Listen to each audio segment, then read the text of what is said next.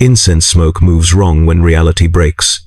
I learned this on the 37th day of my service as Deacon Tertius of the Cathedral of the Immaculate Ascension, watching the censers swing during evening vespers, while purple light bled through the eastern rose window like a wound opening in stained glass. The smoke should have risen in predictable columns toward vaulted ceilings that had sheltered prayer for 9 centuries, should have dispersed according to air currents, shaped by architecture, blessed by saints, whose bones formed the cathedral's foundation stones.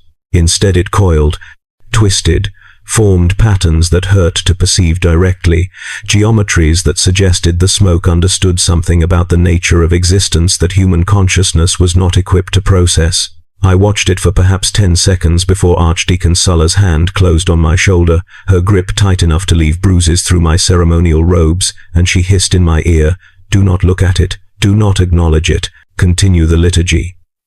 So I did.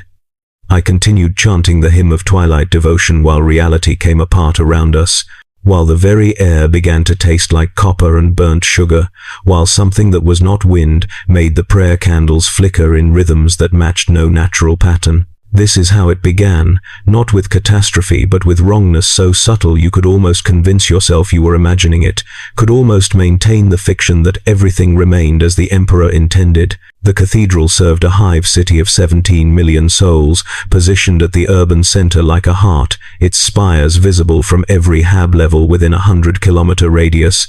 I had come here 8 months prior, freshly ordained from the Schola Progenium, assigned to serve under Archdeacon Sulla, intending to the spiritual needs of a population that mostly ignored us except during mandatory observances and festivals, when attendance was recorded by administratum monitors. The work was tedious but meaningful. Morning prayers broadcast across the Vox network.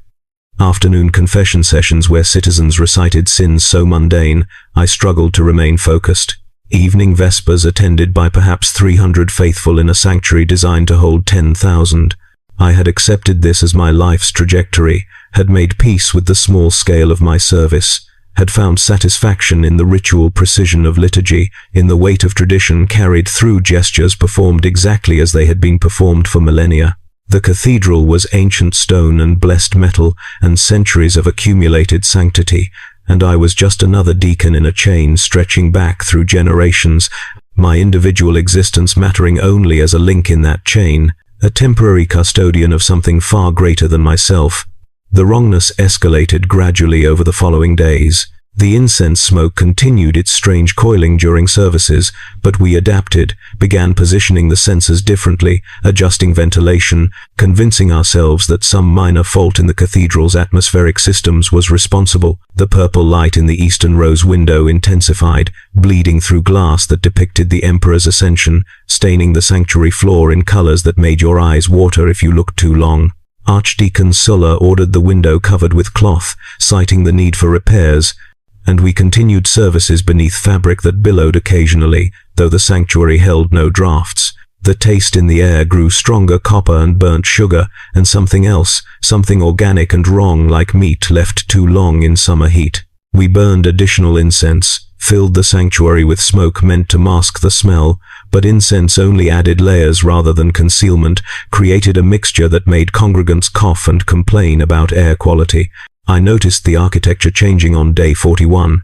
Not obviously, not in ways I could point to and definitively state had been different yesterday, but in accumulated small details that suggested the cathedral's geometry was becoming fluid. Doorways that felt narrower though measurement showed no difference. Corridors that seemed longer, requiring more steps to traverse than memory insisted they should. The great altar, carved from single piece of blessed marble, developed hairline fractures that formed patterns resembling text in languages I didn't recognize.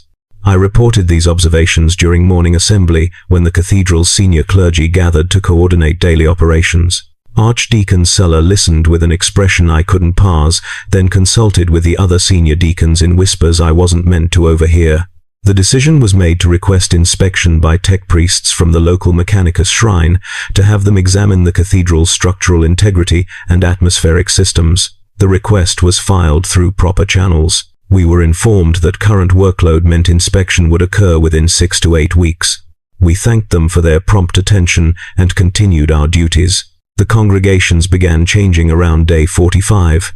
Not in composition, the same 300 faithful attended evening vespers with the same irregular attendance at other services, but in behavior. They prayed differently. Instead of the standard postures taught by the ecclesiarchy, they began adopting positions that felt wrong, subtle variations that made my skin crawl, though I couldn't articulate why a slightly different angle of genuflection or hand placement should bother me. Their voices during responsive prayers developed harmonics, undertones that suggested multiple speakers occupying single throats. When I mentioned this during confession sessions, when I carefully asked whether congregants felt themselves spiritually well, they looked at me with eyes that reflected the purple light, even in rooms where no purple light existed. They assured me they had never felt closer to the Emperor, had never experienced such profound connection to the divine. Their devotion, they insisted, had achieved new depths. I documented these responses in reports I filed with Archdeacon Sulla, who read them in silence and then locked them in her private vault without comment. The first manifestation occurred during midnight mass on day 47. I was assisting Archdeacon Sulla at the Great Altar, performing the ritual elevation of the Blessed Sacrament, when the air behind the altar rippled. Not like heat distortion, though the comparison is closest I can manage. It rippled like fabric, like reality was a curtain someone had brushed against from the other side. Through the ripple I saw something else, somewhere else, a space that wasn't the cathedral, wasn't anywhere in the material universe. The glimpse lasted perhaps 2 seconds, long enough to see architecture that couldn't exist, geometry that violated laws I hadn't known existed until I saw them broken. Long enough to see figures moving in that impossible space, shapes that might have been humanoid, or might have been something wearing humanoid form the way I might wear ceremonial robes. Then the ripple settled, and there was only the sanctuary, only the altar, only the congregation of 300 faithful watching us with eyes that caught purple light.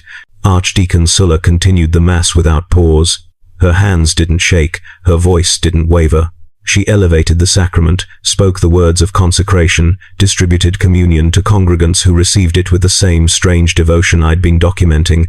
After the service, after the faithful had departed and the sanctuary stood empty except for us and the lingering smell of copper sugar rot, she finally spoke. "You saw it." Not a question. I nodded. She was silent for a long time, long enough that I began to wonder if she expected verbal response. But before I could speak, she said, "We cannot evacuate 17 million souls. We cannot even evacuate the cathedral staff. Where would they go? The administratum would require documentation, justification, evidence. By the time proper procedures were followed, by the time investigations concluded and authorities authorized action, whatever is happening would have concluded itself. So we remain. We continue our duties. We pray that the Emperor's light proves sufficient to repel whatever darkness is emerging. And we prepare for the possibility that it will not."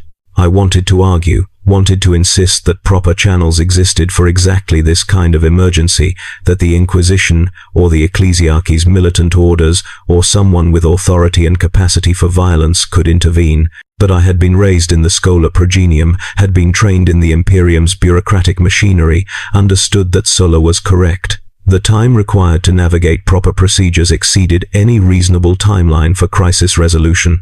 By the time help arrived, the situation would have either resolved itself or progressed beyond help's capacity to matter.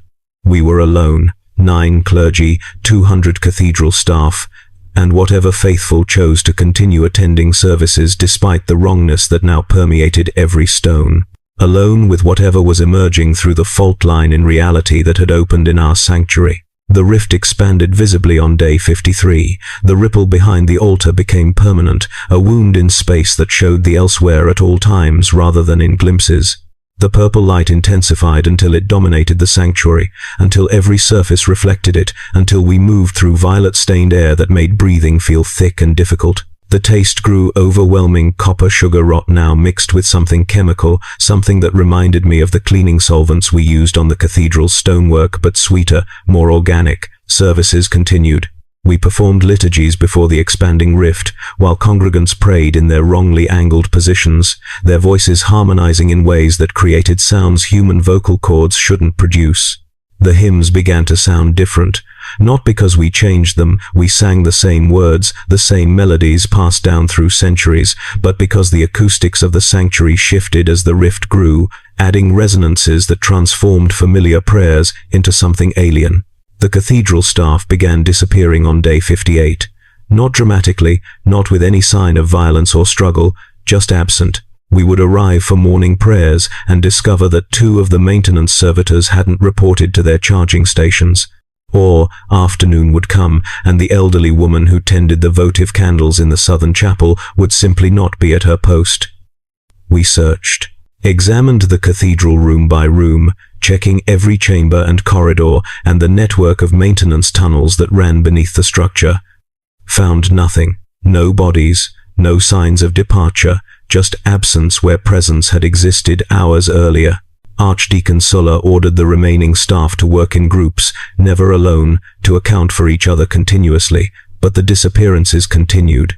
Groups would separate for necessary tasks, one person entering a storage room while another waited outside, and when the second entered to check on the first, they would find the room empty, would find only the lingering smell of copper, sugar, rot chemical, and perhaps a sense of wrongness in the air that suggested reality had bent in their brief absence. I nearly disappeared on day 61.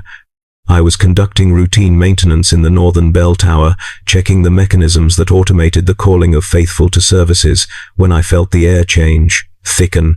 The purple light that now permeated the entire cathedral intensified until I could barely see, until everything became violet shadows and the tower itself seemed to twist, its geometry reorganizing according to rules I couldn't comprehend.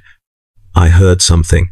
Not sound in any conventional sense, but a sensation like hearing, like information being transmitted directly into my consciousness, bypassing my ears entirely. It spoke in concepts rather than words, communicated meanings I understood perfectly despite their alienness.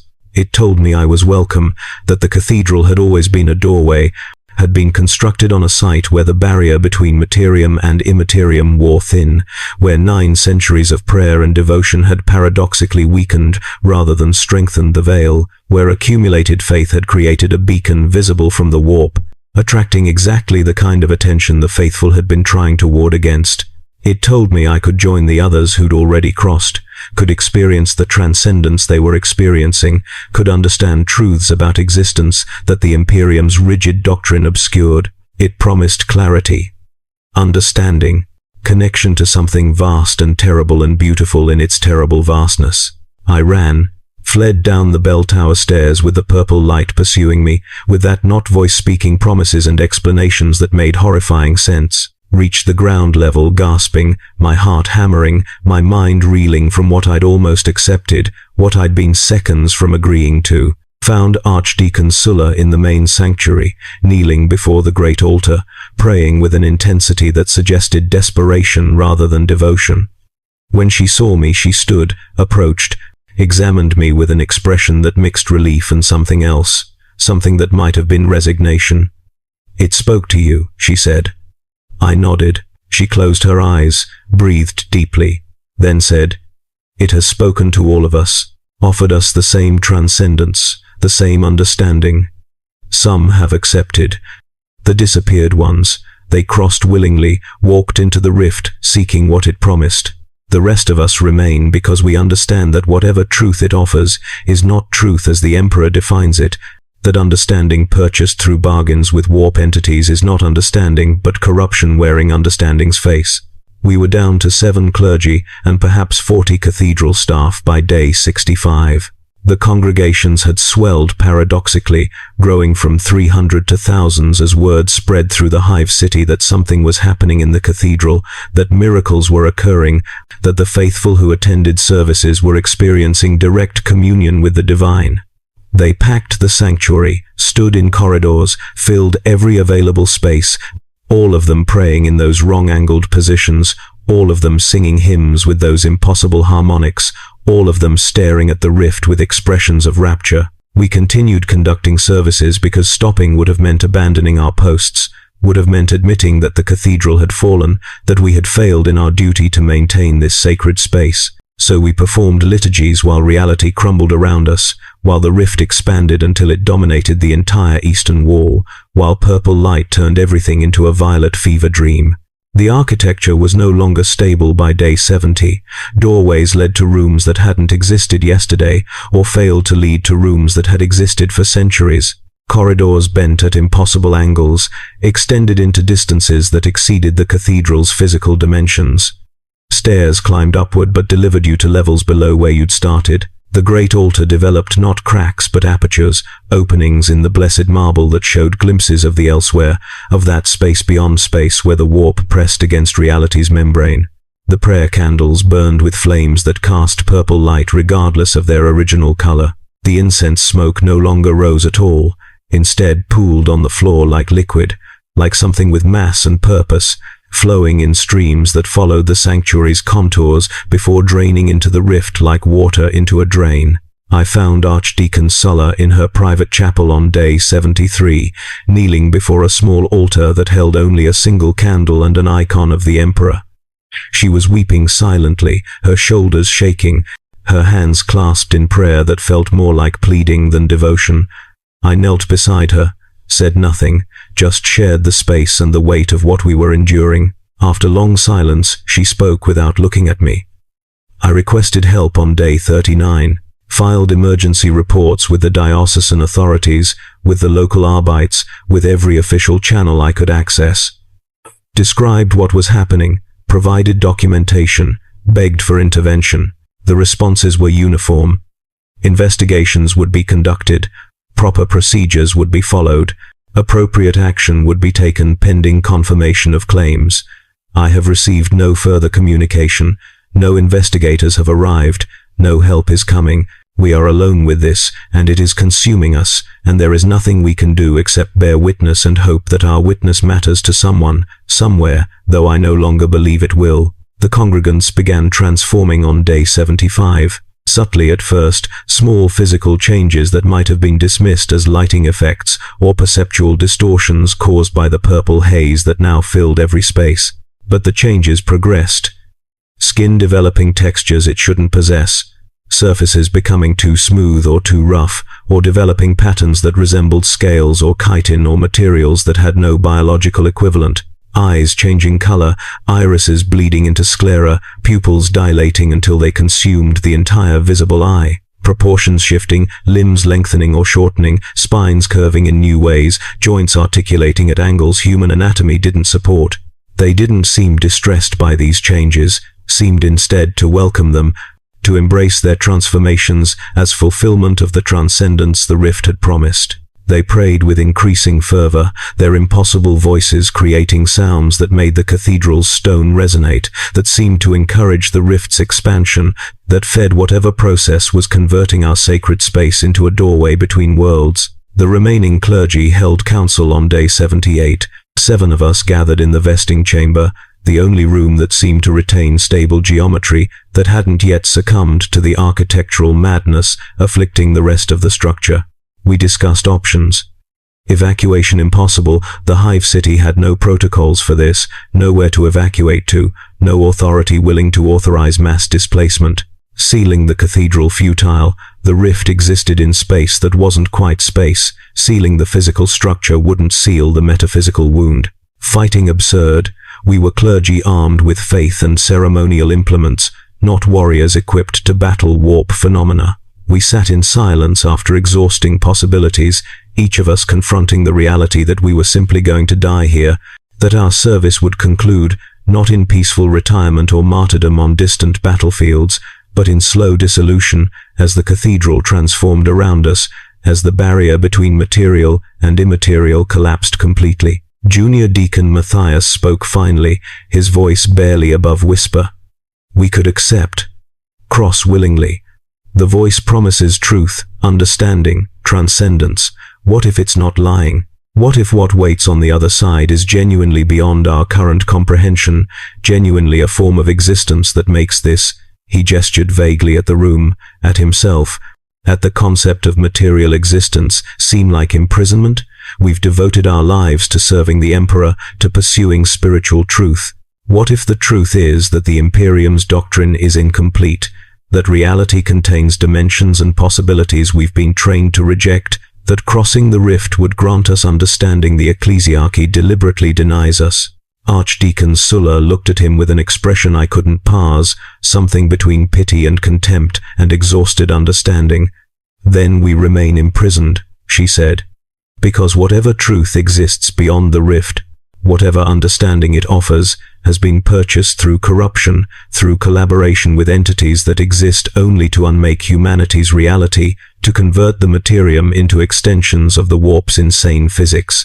If transcendence requires abandoning our humanity, if understanding means becoming something that can no longer be called human, then understanding is too expensive. We remain, we endure. We die if necessary, still recognizably ourselves, rather than living as something else, something that wears our memories but no longer contains whatever quality made those memories worth having." Matthias left the council, walked out of the vesting chamber, and we never saw him again, though whether he crossed the rift or simply disappeared into the cathedral's transformed architecture, I don't know. The remaining 6 of us made decision to continue performing services, to maintain liturgical routine as long as we remained capable, to preserve the forms of worship even as their content became increasingly hollow. It was all we had, the only defiance available to us. Continue the prayers, continue the hymns, continue the rituals as though they still meant something, as though the cathedral still served its original purpose rather than functioning as birthplace for something that should never have been born. The rift consumed the entire sanctuary on day 82. No longer confined to the eastern wall, it spread across floor and ceiling and every vertical surface, until the sanctuary existed simultaneously in 2 spaces, material and immaterial occupying the same coordinates, reality stuttering between states. The congregants, now numbering perhaps 10,000, though counting became meaningless when geometry no longer obeyed consistent rules, filled this doubled space, their transformed bodies moving through walls when the immaterial state dominated, standing on floor that showed through to the warp's mad landscapes. They had become something else entirely by then, their transformations advancing to the point where human ancestry remained only as suggestion, as faint echo in structures that had reorganized according to different developmental principles. They were beautiful in their way, in the way that deep-sea creatures are beautiful, organisms adapted to environments human consciousness wasn't designed to pass, efficient and elegant solutions to problems I couldn't conceptualize. We performed services in this doubled sanctuary, 6 clergy maintaining liturgy before an audience that no longer consisted of humans in any meaningful sense, before a congregation that had transcended their original forms and perhaps found exactly what the rift had promised them. I don't know. I couldn't ask them. The harmonics their voices produced had progressed beyond language, beyond communication, as I understood it, into pure sound that carried meaning my consciousness couldn't decode. They attended our services with what I interpreted as reverence, with focused attention that suggested our prayers still mattered to them somehow, still connected to whatever they had become. Or perhaps they were simply watching us, studying the last representatives of what they'd abandoned, bearing witness to our refusal to follow them into transformation. Archdeacon Sulla disappeared on day 86. We were performing evening vespers, the 5 of us remaining clergy standing before the great altar that now existed partially in both spaces simultaneously, when she simply stepped forward into the rift, not violently, not with any indication of struggle or compulsion. She just walked calmly into the rippling air, into the doubled space, and vanished from my perception, though I think I saw her continuing to exist in the immaterial half of the sanctuary, her form beginning the transformation process, her body starting to reorganize according to the new rules that governed that space. She didn't look back, didn't explain, just crossed, and I understood that she'd finally accepted that there was no help coming, no rescue possible, no point in continued resistance. She'd chosen transcendence over dissolution, transformation over death, had decided that if the choice was between dying human and living as something else, she'd rather live. The remaining 4 of us continued. Not from courage, I had none left, but from simple inability to imagine stopping. The liturgical routine had become so deeply ingrained that abandoning it would have required more conscious effort than maintaining it. We performed the services because performing services was what we did, what defined us, what gave structure to existence that otherwise consisted only of witnessing our reality's dissolution. Days became irrelevant. The cathedral's transformation had progressed to the point where time itself behaved inconsistently, where hours might pass in minutes or stretch into subjective eternities. The purple light was everything now, the copper sugar rot chemical taste so overwhelming that eating and drinking had become exercises in controlled nausea. The architecture existed in constant flux, every surface rippling, every dimension uncertain, the building becoming less a physical structure and more a concept, an idea of what cathedrals were supposed to be slowly being overwritten by something else's idea of what sacred space should contain. The congregants reached some kind of critical mass on what I believed was day 91, though my time sense had degraded to the point where I couldn't be certain.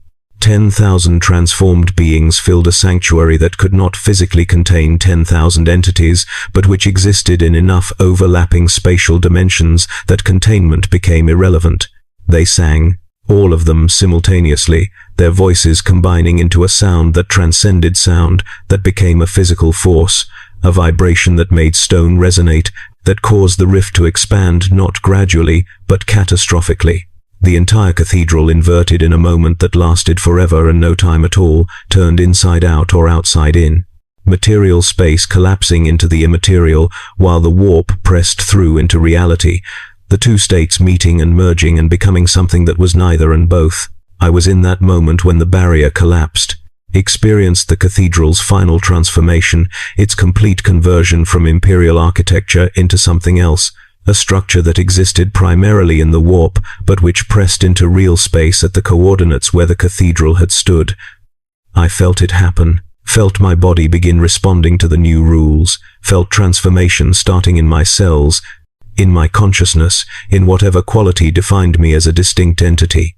The voice that had spoken to me in the bell tower spoke again, no longer offering but informing, explaining that I had always been welcome, that my resistance had been understood and even appreciated as it added flavor to the eventual acceptance, that I was about to understand truths about existence, that the Imperium spent enormous resources concealing, that I would become something magnificent and terrible and perfectly adapted to realities my current form couldn't even perceive. I chose to write this instead.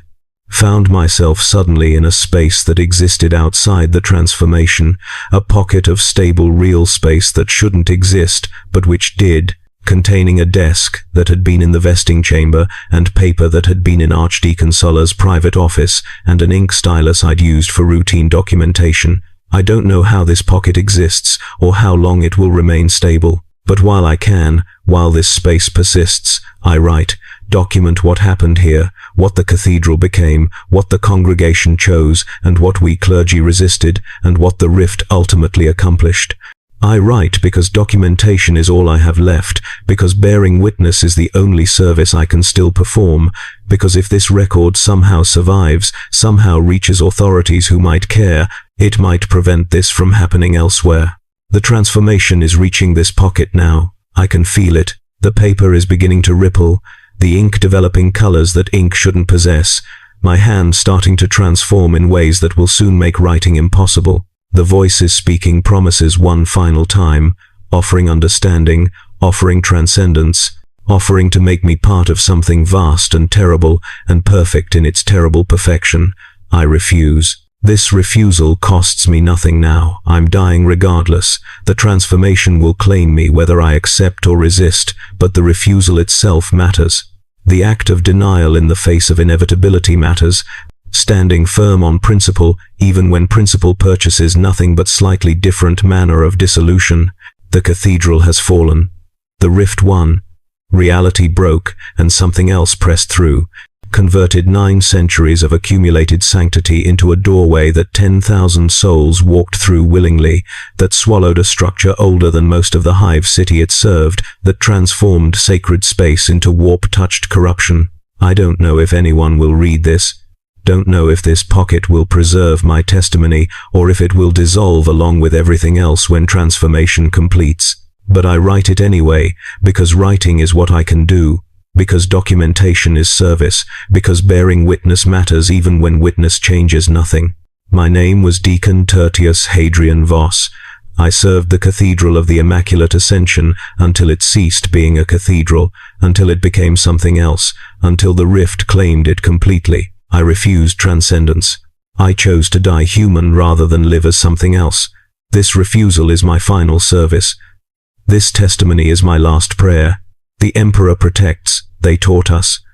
But the Emperor did not protect us. The Emperor did not come. We were alone with the rift, and it consumed us, and now I join the consumed, and I write these final words while my hand still functions, while words still mean something, while I remain capable of testimony rather than transformation's wordless understanding. The purple light is everything. The cathedral is gone. I am going. The rift has won. May the Emperor forgive us for failing. May someone learn from our failure. May this never happen again. The transformation is here now, in this pocket, in my body, in my consciousness. I write.